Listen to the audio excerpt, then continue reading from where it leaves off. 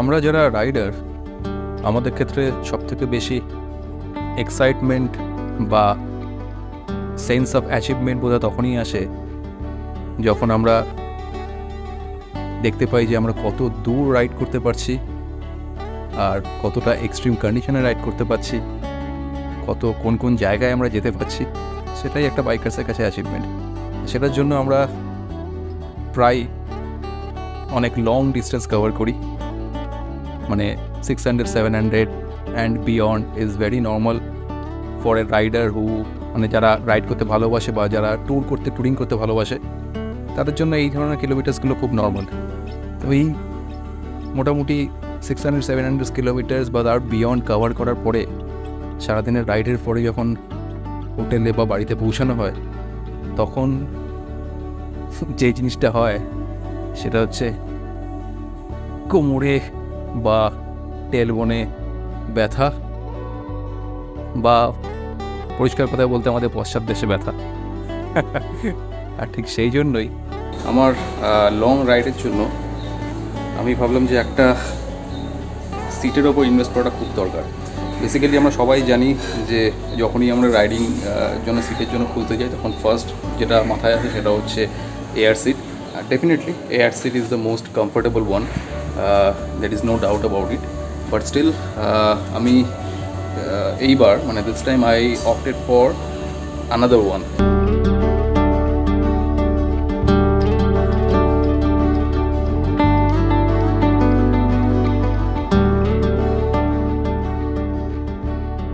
My Black Beauty and this is the seat I was talking about.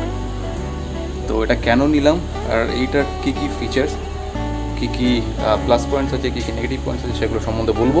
এই ভিডিওটা করার একটাই উদ্দেশ্য, সেটা হচ্ছে এখন ডিউ টু সাম রিজন আমি কোনো রাইড করতে পারছি না।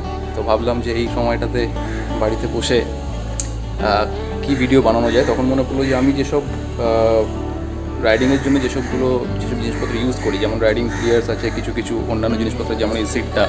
তো আমি ভাবলাম যে এইগুলোকে নিয়ে একটা ভিডিও বানানো যেতে পারে, যদি কারো মানে দরকারে লাগতে পারে। হয়তো অনেকেই অনেক রকম জিনিস খুঁজছেন নিজেদের রাইডিংটাকে আপডেট করার জন্য। So I thought why not make a video on that.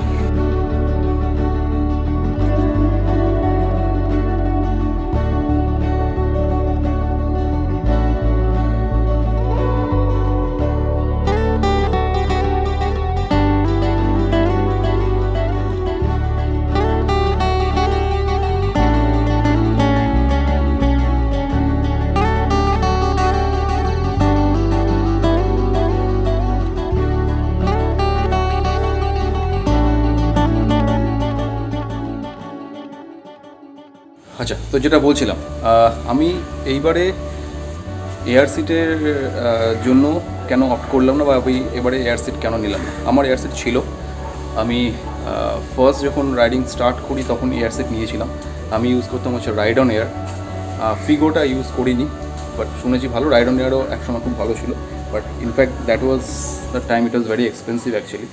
But I still opted for that because আর কোনো চয়েস ছিল না তখন।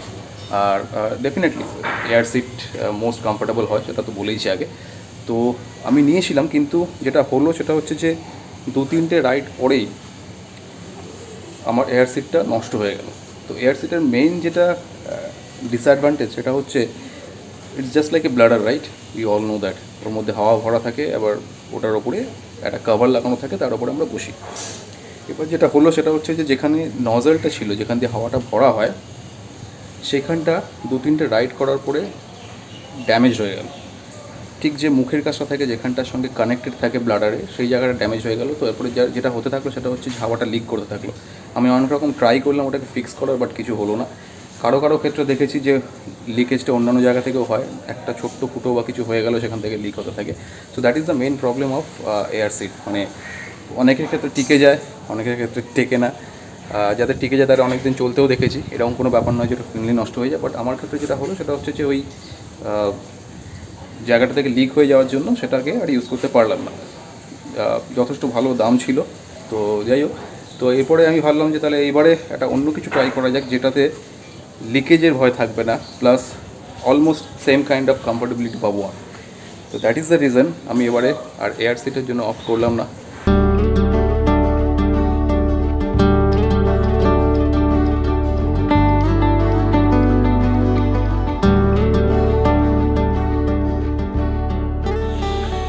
All right, so here is the seat which I was talking about.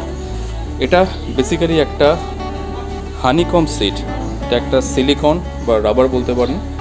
এটা সিলিকনই দাবি করে আর কি, যেটা অ্যাডে লেখা ছিল যেটা সিলিকন। আমি ডিফারেন্সটা জানি না ঠিক সিলিকন আর রাবারে কীভাবে ডিফারেন্সিয়েট করা যেতে পারে, অনেস্টলি বলছি। But this is basically a rubber or silicon honeycomb seat. Honeycomb কেন সেটা বুঝতে পারছেন দেখে, এই যে জায়গাগুলো রয়েছে, ইফ ইউ সি প্রপারলি, এখানে আপনি দেখতে পাবেন হানিকম্বের স্ট্রাকচারগুলো, এই যে, ঠিক আছে। তো বেসিক্যালি যেটা জিনিস সেটা হচ্ছে যে এখানে এরকম একটা রাবারের স্ট্রাকচার রয়েছে যার মাঝখানটা হানিকম্বের মতো করে করা আছে। ঠিক সেম এই দিকটাতেও রয়েছে, ঠিক সেম এই দিকটাতেও রয়েছে, মাঝখানটা হানিকম্বের মতো করে করা। আর এই পাশটা এইগুলো হচ্ছে সলিড রাবারের মতো করে স্ট্রাকচারটা করা আছে, যেটা একটা রেক্সিন বা লেদার কাইন্ড অফ জিনিসের মধ্যে বসানো রয়েছে। এই হচ্ছে পুরো জিনিসটা। তো এটার প্লাস পয়েন্ট যেটা, সেগুলো এক এক করে বলি। ফার্স্ট সেটা হচ্ছে যে এই পুরো ব্যাপারটাই একটা মেশের মধ্যে এই জিনিসটা ঢোকানো আছে। উল্টো দিকের যে স্ট্রাকচারটা আছে সেটা হচ্ছে অ্যান্টি স্কিড কাইন্ড অফ, সুতরাং সিটের ওপর বসলে স্কিড করে না। যেহেতু এটা মেশ, সেই জন্য তো এখানে ভেন্টিলেশনটা খুব ভালো আছে। মানে আনলাইক অন্যান্য সিটগুলোতে যেরকম অনেকটা লং রাইড করার পরে একটা সোয়েটি ভাব চলে আসে, সেটা এটাতে পাইনি। খুব ভালো ভেন্টিলেশন হয়, যেহেতু মেশ রয়েছে, প্লাস এগুলো তো হানিকম রয়েছে, ডিজাইনটা রয়েছে এখানটাও ফাঁকা ফাঁকা, সেই জন্য এটাতে কোনো রকম সোয়েট মানে খুব এয়ারি আর কি বলতে পারি। এটাকে কোনো রকম সোয়েটিং বা ওই রকম ধরনের কিছু হয় না। সেকেন্ড হচ্ছে it comes with this kind of straps, যেটা সেম যেরকম এয়ার সিটের সঙ্গে আছে সেরকমই। এগুলোর লকিং মেকানিজম থাকে, এই যে এরকম ধরনের আটকে থাকা যায়, সিটের নিচ দিয়ে গলিয়ে নিয়ে এখানে আটকে দিতে হয় এই জায়গাগুলোতে এগুলোর সঙ্গে আটকে দিলে এটা স্টে করে যায়। আর বেশ ভালো মতো ফিটিংস, এটার কোয়ালিটি যথেষ্ট ভালো। আমি অনেকগুলো প্রচুর রাইড ইউজ করে ফেলেছি। মানে আমি এটা নেওয়ার পরে more than I think 1200-1300 kilometre ride হয়ে গেছে আমার। So I am satisfied with that actually. কোনো কিছু প্রবলেম হয়নি।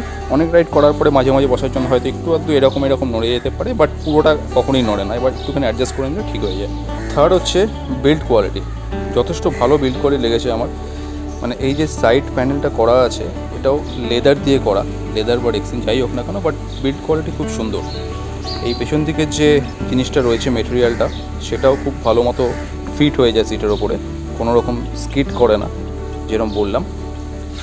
আর সবথেকে ভালো জিনিস যেটা, সেটা হচ্ছে যেহেতু এটাতে ওই ব্লাডার কাইন্ড অফ জিনিস নেই, সুতরাং লিকেজ হওয়ার কোনো কিছু নেই। এটা আরামসে সিটের মধ্যে লাগিয়ে রেখে দেওয়া যায়। কেউ কিছু করলে, যদি ইন্টেনশনালি কিছু করে বা কোনো অ্যাক্সিডেন্টালি যদি কিছু হয়, এটাতে লিকেজের কোনো ভয় নেই, সুতরাং হাওয়া বেরোনোরও কোনো চান্স নেই, যেহেতু হাওয়া ভরাই যায় না। তো এটা বাইকে বসানোর পরে ঠিক এরকম দেখতে লাগে।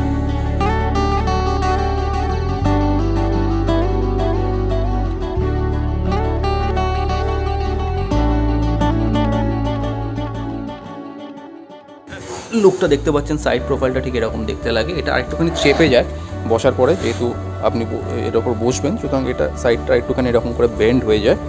And it fits properly actually, কোনো অসুবিধা হয় না। অ্যাটলিস্ট আমার হাইনেসের ওপর তো কোনো আমি প্রবলেম ফেস করিনি। ইনফ্যাক্ট আমি অলরেডি এই ট্যুরিং সিটটা ইউজ করি, মানে স্পিড সিটটা ইউজ করি। তো স্পিড সিটের ক্ষেত্রে এটা একদম পারফেক্ট ফিট আর কি। যদি সিঙ্গেল সিটের ক্ষেত্রে হয়তো পেছন দিকটা একটু এরকম ধরনের উঠে থাকতে পারে, যেহেতু ওখানে একটা হালকা কার্ভ আছে, বাট এটার ক্ষেত্রে নেই। এটা যেহেতু পুরোটা ফ্ল্যাট সিট, এটা তো একদম ভালো মতো ফিট হচ্ছে।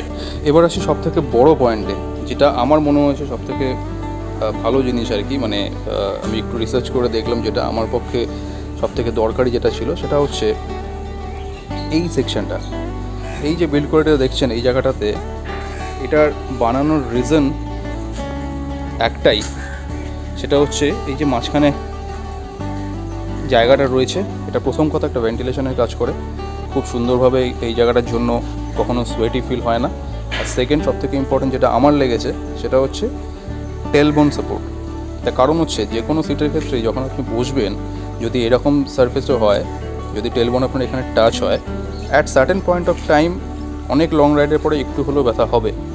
সেই জন্য দেখবেন আপনারা যদি দেখে থাকেন যে কিছু কিছু এয়ার সিটেও টেলবোন সাপোর্টের জায়গা করা থাকে। তো এই সিটটার ক্ষেত্রে যেটা হয়, সেটা হচ্ছে মাঝখানের এই জায়গাটা যেহেতু ফাঁকা আছে, সুতরাং টেলবোনটা না এটাতে টাচ হয় না এটাতে টাচ হয় আর কি, এরকম একটা গ্যাপ থাকে। সুতরাং এই জায়গাটার জন্য আমার মানে আমার পার্সোনালি খুব ইফেক্টিভ লেগেছে এটা, কারণ এটাতে পুরো টেলবোনের মানে অনেক লং রাইডে পরে যে টেলবোনে একটা হালকা পেন হয় সেই পেনটা এটাতে হয় না।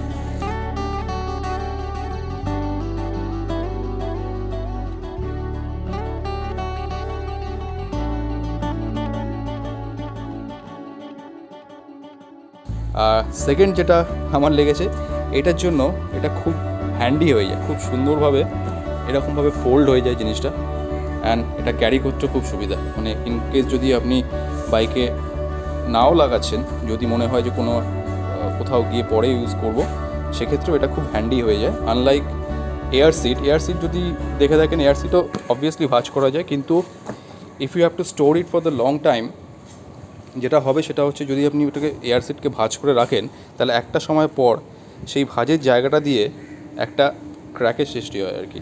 মানে ওই রাবারের জায়গাটা একটা ক্র্যাক হয়ে যায়, সেখান থেকে আস্তে আস্তে এয়ার সিটগুলো ফাটতে শুরু করে। আমি এরকম কেসও দেখেছি, কিন্তু এটার ক্ষেত্রে সেই ভয়টা নেই।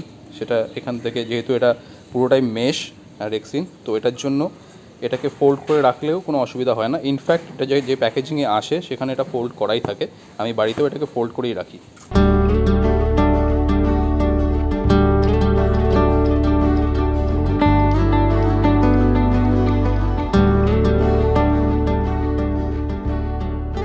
আচ্ছা, এবারে আসি নেগেটিভ পয়েন্টসে। তো নেগেটিভ পয়েন্টস আমার অ্যাজ সাচ কিছুই লাগেনি। আমি যেরকম বললাম প্রায় 1300-1400 কিলোমিটার চালিয়ে ফেলেছি, আমার এটাতে কোনো কিছু নেগেটিভ পয়েন্টস লাগেনি।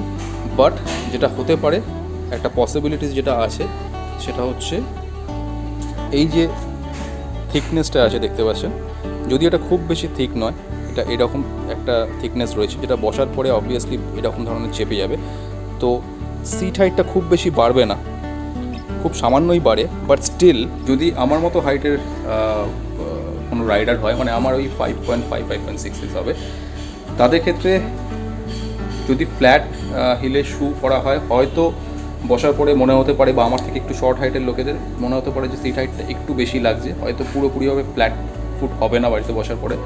কিন্তু যদি একটা হাই হিল শু পরা হয় বা একটা রাইডিং শু পরা হয়, that problem will get solve. আমি যেহেতু লং রাইডিং বুট পরি, সুতরাং আমার ওই প্রবলেমটা কিছু ফিলই হয় না, মানে একদম প্রপারলি হয়। বাট স্টিল আমি বলছি, যদি আমি লোকালে চালিয়ে দেখেছি এরকম ক্রক্স পরে বা ফ্ল্যাট ফুট স্লিপার্স পরে, তো সেক্ষেত্রে পাটা পুরোপুরি ফ্ল্যাট ফুট হয় না মাটিতে। এই একটা মানে যেহেতু সিট হাইটটা একটুখানি বাড়ে, ঠিক এক্স্যাক্টলি কতটা বাড়ে আমি মেজার করে বলতে পারবো না, বাট হ্যাঁ হয়তো এয়ার সিটার থেকে একটু বেশি বাড়তে পারে, এটাই যায়। বাট এটাও তাও ডিপেন্ড করছে যে রাইডার তার বডি ওয়েটের ওপরে। একটু যদি হেভি ওয়েট হয় বা মানে হয়, তাহলে সেক্ষেত্রে কম্প্রেশনটা একটুখানি বেশি হবে। যদি একটু হালকা বুলকা হয়, তাহলে তাদের ক্ষেত্রে কম্প্রেশনটা একটুখানি কম হবে, এই যা। তো যদি ডিফারেন্সিয়েট করতে চাই মানে এয়ার সিট ভার্সেস এই হানিকম সিটটা, তাহলে যেরকম বললাম এয়ার সিটের কমফোর্টেবিলিটি এর থেকে বেশি, নো ডাউট। কিন্তু লংজিভিটি দেখতে গেলে বা মেনটেন্যান্সের দিক থেকে দেখতে গেলে এটা অনেক বেটার। লংজিভিটি এটারও বেটার, কারণ এখানে ওই হেডেকটা থাকে না, বাট লিক হয়ে যাওয়ার সম্ভাবনা নেই। আর মেনটেন করার জন্য যদি যখন রাখা হয় বাড়িতে, যখন আপনি রাইড করছেন না, সেই সময় রাখার সময় এটা অনেক বেটার অবস্থা থাকে। কারণ না হলে আপনাকে এয়ার সিটটাকেও একদম ফ্ল্যাটভাবে রাখতে হবে। বেশি দিন রাখার পরে আমি দেখেছি যদি ফ্ল্যাটভাবে রাখা হয়, তাহলেও ভেতরে একটা হালকা ফাঙ্গাস টাইপের পড়ে যায় এয়ার সিটের মধ্যে, যেহেতু ওটাও একটা ব্লাডার কাইন্ড অফ জিনিস হয় আর কি। তো এইগুলো রয়েছে। আমি ইনফ্যাক্ট জেল সিটও ইউজ করেছি, তো সেটা নিয়ে একটা আলাদা ভিডিও করব। সেই সিটটা আমার কাছে এখনও আছে, তো I will make a comparison video on that আর কি, gel seat versus this honeycomb seat. তো আজকের ভিডিওতে ওটা রাখছি না। তো এই হচ্ছে ব্যাপার। এই সিটটা আমি পার্সোনালি ইউজ করে খুব স্যাটিসফাইড। প্রত্যেকের মত আলাদা হতে পারে, এটা আমার মত।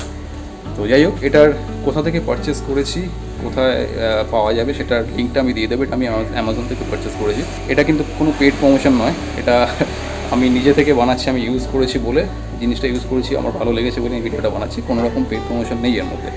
তো এটা আমি অ্যামাজন থেকে কিনেছি। অ্যামাজনের লিঙ্কটা আমি আমার ডেসক্রিপশনে দিয়ে দেবো, সেখান থেকে আপনারা চেক আউট করতে পারেন। আর দামও রিজনেবল, দাম ওই ইনফ্যাক্ট আমাদের এয়ার সিটগুলোর থেকে কমই। আমার এক্স্যাক্ট দামটা মনে নেই, বাট এয়ার সিটের থেকে কম দামই আসে আর কি। এবার দামটা চেঞ্জ হতে পারে বিভিন্ন সময়। তো দ্যাটস ইট। তো আজকের ভিডিওটা বেসিক্যালি এইটা নিয়েই ছিল। যদি ভিডিওটা ইনফরমেটিভ লেগে থাকে তাহলে অবশ্যই একটা লাইক এক্সপেক্ট করবো। একটা ছোট্ট ভিডিও রইলো আর কি, এটা যতদিন না রাইড হচ্ছে এরকম ছোটোখাটো ভিডিও আমি আনতে থাকবো, যেগুলো আমি ইউজ করি সেগুলোকে নিয়ে, যেগুলো আমার মনে হচ্ছে ভ্যালুয়েবল প্রোডাক্ট, মানে ভালো লেগেছে সেগুলোকে নিয়ে খালি, আদারওয়াইজগুলো না। আর যদি ভিডিওটা ইনফরমেটিভ লেগে থাকে, ভালো লেগে থাকে, তাহলে অবশ্যই একটা লাইক এক্সপেক্ট করবো।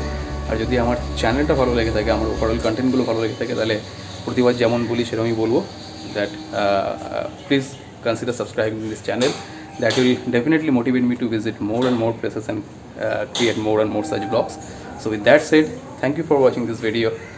We'll meet you very soon, probably with another video, with another destination, or probably with another product.